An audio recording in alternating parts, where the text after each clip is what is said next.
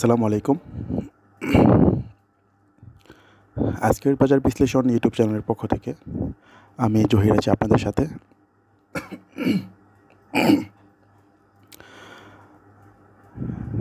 আরও একটি নতুন ভিডিও নিয়ে হাজির হলাম। আশা করছি সবাই অনেক বেশি ভালো আছেন। আসলে ব্যস্ততার কারণে লাস্ট 2-3 দিন ভিডিও দিতে পারিনি। অনেকেই ভিডিওর দিব কিনা জানতে চেয়েছেন, ধন্যবাদ আপনাদের।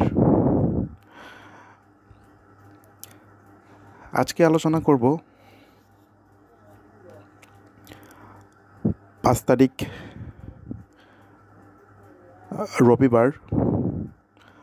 রবিবার বাজার কেমন যাবে সেটা নিয়ে। চলুন শুরু করি।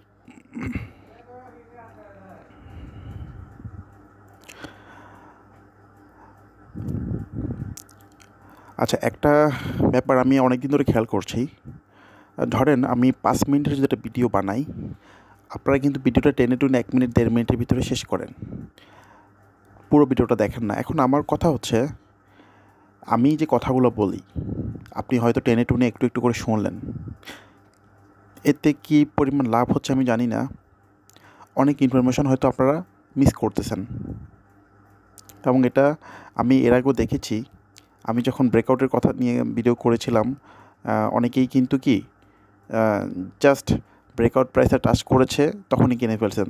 শেষ পর্যন্ত যে ওইটাকে যে ক্লোজ রাখতে হবে সেটা আপনারা শোনেননি। এখন ভিডিও ভালো করে না শুনলে কী হবে? ভালো করে না দেখলে আপনারা পুরো কথাটা যদি না বুঝেন, আপনারা ভুল করবেন, এবং এই ভুলটা আপনারা সবসময় করে যাবেন। দয়া করে আপনাদের যদি বড় ভিডিও দেখতে প্রবলেম হয় আমাকে জানাবেন, আমি ছোটো ছোটো ভিডিও করব, তবে পুরো ভিডিওটা দেখতে হবে। আমি ধরেন ইনফরমেশন টোটালি সবগুলো ভিডিওতেই দিই। এখন আপনারা একটু একটু করে দেখলেন, একটু দেখলেন না, হ্যাঁ টেনে টেনে দেখলেন, এটা কি আপনারা নিজেদেরই লস করতেছেন। কাইন্ডলি এটা করবেন না। আরেকটা জিনিস হচ্ছে, আমি কোনো শেয়ার নিয়ে আলোচনা করার পরে ওটা নিয়ে আপনারা আবার কমেন্ট করেন। দ্যাট মিন কি, ভিডিওতে আপনারা ভিডিওতে ওই শেয়ারটা নিয়ে আলোচনা করার পরেও আপনারা যখন কমেন্ট করেন তখন বোঝা যায় যে আপনারা পুরো ভিডিওটা দেখেন না। হ্যাঁ, সো পুরো ভিডিওটা দেখতে হবে। এখন ভিডিও যদি লম্বা হয়, আপনাদের একটু কষ্ট হয় দেখতে, তো আমাকে অবশ্যই জানাবেন যে আসলে ছোট ভিডিও চান নাকি 8-10 মিনিটের ভিডিও হলেই ভালো। আসলে ছোটো ছোটো ভিডিও করে আপলোড করাটা একটু কষ্টকর, হ্যাঁ, আর অনেক ঝামেলা। বাট আমি যদি একটু লম্বা ভিডিও করি 10 থেকে 15 মিনিটের, আর এখানে যদি একসাথে সব ইনফরমেশন দিয়ে দিই পুরো সপ্তাহের, আমার মনে হয় এটা বেশি ভালো হয়। এটা আমার জন্য ভালো হয়, বাট আপনাদের জন্য কেমন হয় আমাকে কাইন্ডলি জানাবেন, কেমন? ওকে, এখন চলেন একটু বাজার নিয়ে কথা বলি। আপনারা স্ক্রিনে দেখতে পাচ্ছেন গত 2 জুন বৃহস্পতিবারের বাজার। একটু দেখি বাজারের লেনদেনের কী অবস্থা। বাজারে লেনদেন হয়েছে 875 কোটি। তারপর দর বেড়েছে 181টি, দর কমেছে 147টি, আর অপরিবর্তিত রয়েছে 57টি।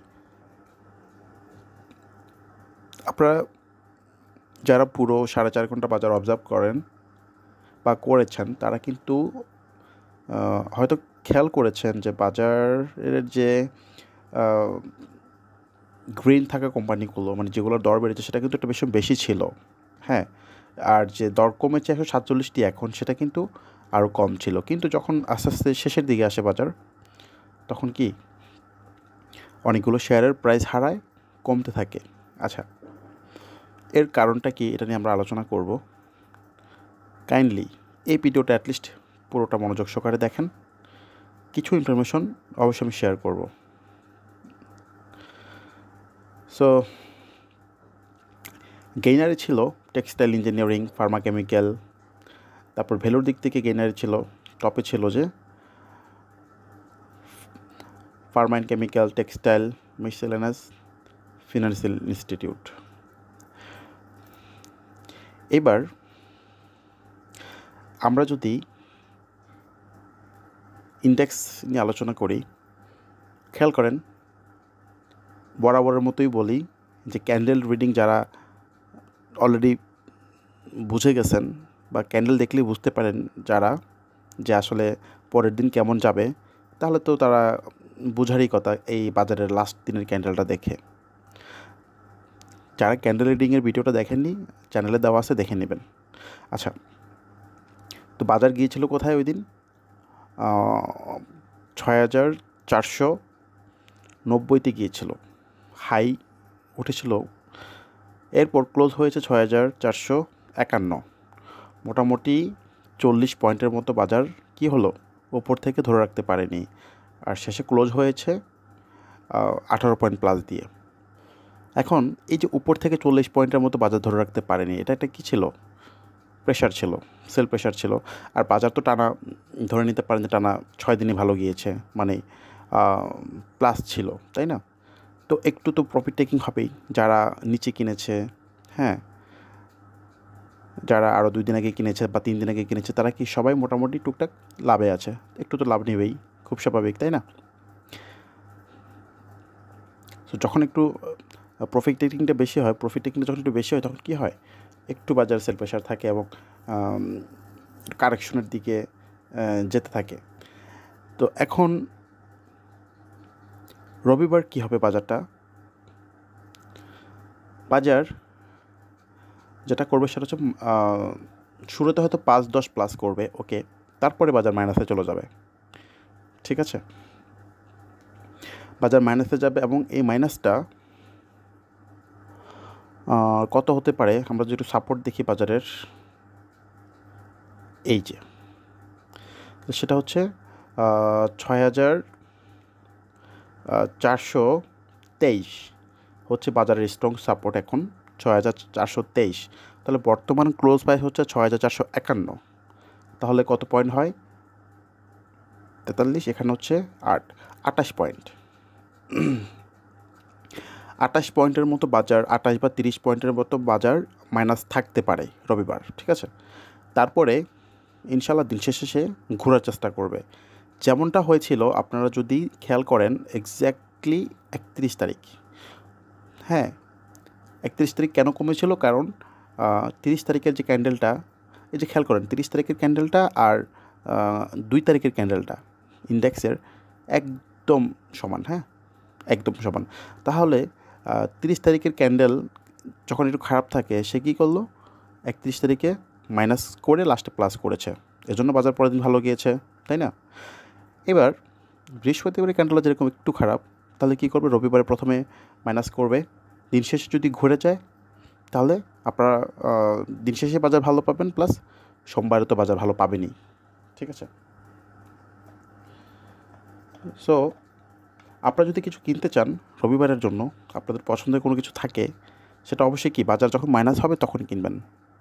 বাজার মাইনাসে কিনলে দিন শেষে আপনারা হয়তো প্রফিটে চলে যাবেন, কারণ আমার বিশ্বাস বাজার মাইনাস হয়ে দিন শেষে বাজার ঘুরে যাবে এবং প্লাস থাকবে। আর যদি এরকম হয়, তাহলে সোমবার আপনারা খুব ভালো একটা বাজার পাবেন। সো এই হচ্ছে